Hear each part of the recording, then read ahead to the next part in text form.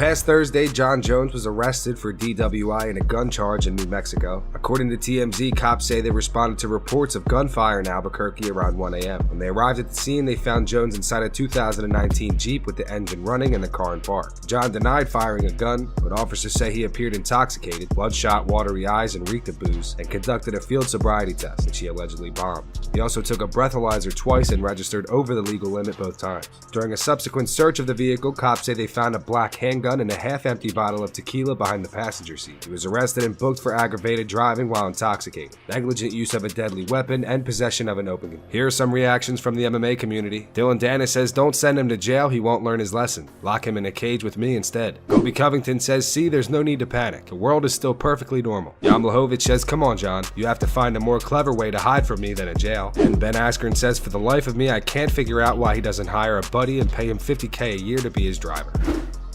Kevin Lee looks back on his recent fight with Charles Oliveira. He says that he wants to take a 1-year break from the sport. I didn't listen. I stopped listening. I think the fight was going real good the first 2 rounds. And at the end of the second, I felt like he was breaking.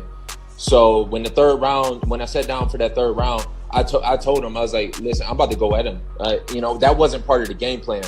The game plan was to go 5 rounds. It was to wear him out in the fight. And I felt like that was working. And once the third round started, I just said, F the game plan. And I threw everything out the window. To be honest with you, I saw the money and I saw the light at the end of the tunnel. So I started throwing the kitchen sink at him, and I fought from a place of anger almost. And then I stuck my neck out there. And with a guy like him, that can't be done. Like he's too. Everybody at this level is too good. So I should have been more focused. I should have been more cool, calm, and collected. And honestly, I lost my cool. I fought from a place of anger, and it wasn't nothing on nobody else. It wasn't the coaches. They told me everything right. I told them what I was gonna do, and went out there and did it. And to be honest with you, I couldn't even tell you when the fight was over. I was like confused. I was confused on what happened. I was confused on where I was at. I just was fighting from a place of I don't know, man. I don't know. I was fighting from a different place that I should have. That's for sure. I didn't train to do that, and that's why I'm so mad at myself for letting that come out. Yeah, I even apologized to the ref a little bit. I kind of was going off on him. I think I went out for a second. When I rewatch it again, I actually did go limp for a second, and then when he let go is when I came back to and realized what was going on. But I think my body just was, and pissed about it. It was a lot of things in the fight. Like I should have been more offensive with my jiu-jitsu. I was really prepared for his leg lock game, and I'm real. My jiu-jitsu has been really stepping up, but I didn't feel like I was too offensive with it. I should have been throwing more offense at him instead of just playing defense. I'm really pissed that he jumped up and tried to kick me in my face a couple times. Like, yeah, take all the martial arts all to the side. This is a fucking fight. And a grown-ass man jumped up and tried to kick me in the face like it was going to work. And that's something that I got to figure out how to stop. He shouldn't even be comfortable trying that shit. But he was as good as I expected. I knew that we matched up real good.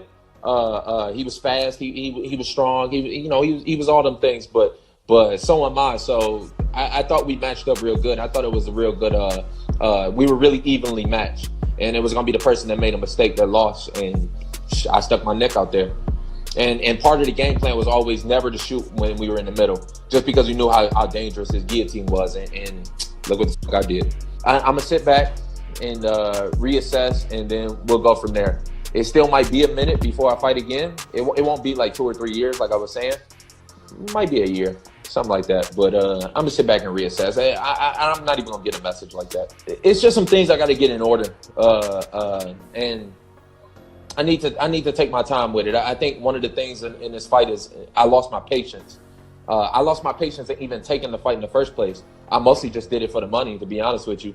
And that's one of the worst things that you can do. So I think I need to kind of force myself to learn some patience and to really actually get my life in order. I've been fighting back to back to back to back for the last like 5 or 6 years, I feel like. So it's about time. Justin Gaethje, in a recent interview, speaks on fighting Conor McGregor. He says that if Conor doesn't make his choice, he'll just wait and fight Khabib next. Speaking to MMA fighting, he went on to say, I think I have to look at the big picture whenever I think about it. I think me waiting to fight the winner of Khabib Tony isn't realistic. I think I will have to fight again. I think me and Conor need to fight each other to figure out the #1 contender. Outside of that, if I need to fight somebody else to assure myself the #1 contender spot and get the winner of that fight, I'll do that. As long as that's a sure thing. You know, it's his choice. Conor McGregor picks who he fights. He knows that if he fights me and he beats me, nobody, Khabib, Ali Abdelaziz, whoever, can't say much about him earning it or deserving the title shot. But until then, he ain't going to get it. Now I'm in a great position to fight for a title, and I have him saying he wants to jump ahead. Now I want to fight him because it's the right time. I think it's the right fight to make. When it comes to McGregor and UFC matchmaking, there's no way to predict how things will play out. I think the chances are pretty good. I think they're really good. So much logistics when it comes to making a fight with that guy McGregor. It's a process. If he doesn't make a choice, I just wait and fight Khabib. France Ngannou speaks on potentially fighting at UFC 249. He also speaks on getting tested for coronavirus. I have a good chance to be on that card. So, but they are trying to check every fighter to see if everyone is healthy, to do like medical exam, and the result takes like 4 or 5 days to come out. So I assume that that's what they are doing for the potential fighter who's going to fight for that card, and that might be why we don't have the news yet, because we don't have the medical exam complete. I think so, but it's still like an open case that it can happen. Yeah, Hunter, and you're talking. Yes, Hunter Campbell tell that to my manager. So yes, we are looking forward. But they are not just trying to push us out there to go fight. At the meantime, they're trying to take care of our health and their own, because they're gonna be there. It's not like they are pushing people out there.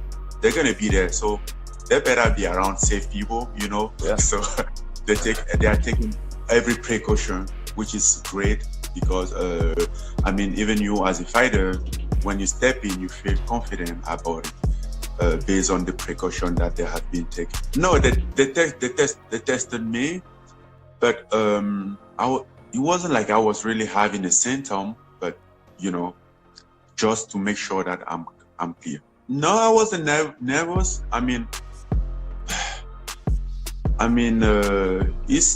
It's still like a very dangerous virus, but man, I've been through a lot of virus, so I don't think that COVID-19 is gonna take me down.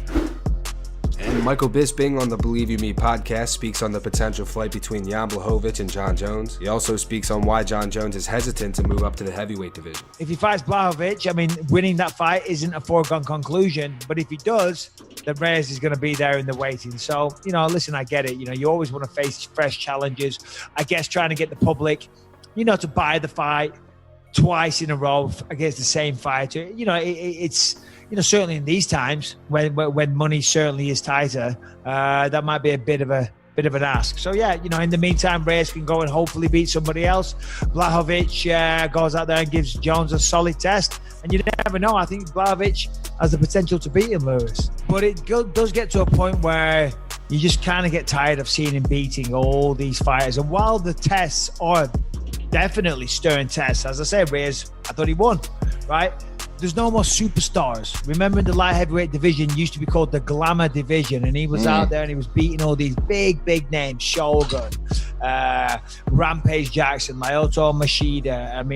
The list goes on, right? We all know Daniel Cormier, of course, who's joining us shortly. He's been through all those people, and now, a lot of the time it's middleweights that have moved up. And again, I'm not saying that they're not a tough test, but like we've just kind of got used to the idea of Jones being the best light heavyweight and Jones beating all the light heavyweight challengers, right? And seeing him beating somebody that doesn't have the star power, it's not going to do it for me. You know what I mean? I do want to see the Reyes match, and I do want to see the Blachowicz match. And I think after them two, you're absolutely right. After those two, and what do I know? It's just my opinion. He should move up to heavyweight, get a true challenge, because I think he can compete at heavyweight for sure, if not become the heavyweight champion. Yeah, of course, guys like Ngannou are going to cause a massive problem for him. But still, I feel that would be testing himself, which, by the way, it's not his responsibility to test himself. And if there's not people at light heavyweight that aren't good enough, which by the way I just said there was, but you know what I mean, the star power's not there, that's not his fault. So he's not under any obligation to go to heavyweight. But I'd like to see it. That's going to wrap it up for the news. Thank you so much for watching. If you enjoyed the video, be sure to drop a like down below and subscribe to Full Mount MMA on YouTube. Here are the 3 top comments from last video. These comments are all in reference to the KO video Mike Perry posted on his Instagram. The first one says, I forgot what it looks like to see Mike win a fight. It's been too long. Now he's back on track. The second one says, Mike Perry has a different definition of social distancing. And the final one says, this is the most intelligent and articulate Mike Perry I've ever seen. Those were the 3 top comments from last video. If you want to be featured in the next video, be sure to drop a comment down below on this one.